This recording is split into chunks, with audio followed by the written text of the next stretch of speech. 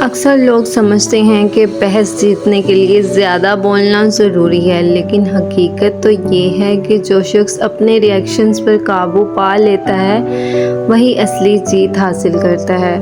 آج میں آپ کو کچھ ایسے پاورفل طریقے بتانے والی ہوں اس ویڈیو میں جن سے آپ کسی کو بھی خاموش کروا سکتے ہیں اور کنٹرول اپنے ہاتھ میں رکھ سکتے ہیں۔ سب سے پہلا اور سب سے طاقتور طریقہ ہے پرسکون خاموشی۔ جب کوئی آپ پر غصے میں آواز بلند کرے تو فوراً جواب دینے کے بجائے بس کچھ لمحوں کے لیے خاموش ہو جائیں۔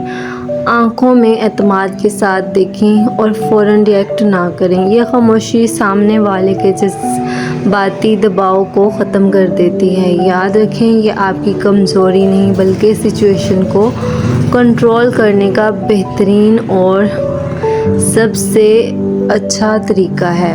پھر آپ نے کیا کرنا ہے، اگر کوئی مسلسل بول رہا ہو تو اسے روکنے یا ٹوکنے کے بجائے پہلے مکمل توجہ سے سنیں۔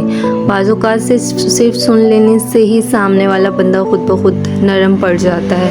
جب وہ بول چکے تو پھر آپ نے بہت مختصر اور واضح الفاظ میں جواب دینا ہے۔ اس طرح بحث جھگڑے میں نہیں بدلے گی۔ پھر اس کے بعد سب سے امپورٹنٹ طریقہ یہ ہے کہ نرم سوال اگر کوئی بدتمیزی کرے تو سیدھا جواب دینے کے بجائے ایک پرسکون سوال کریں، جیسے کہ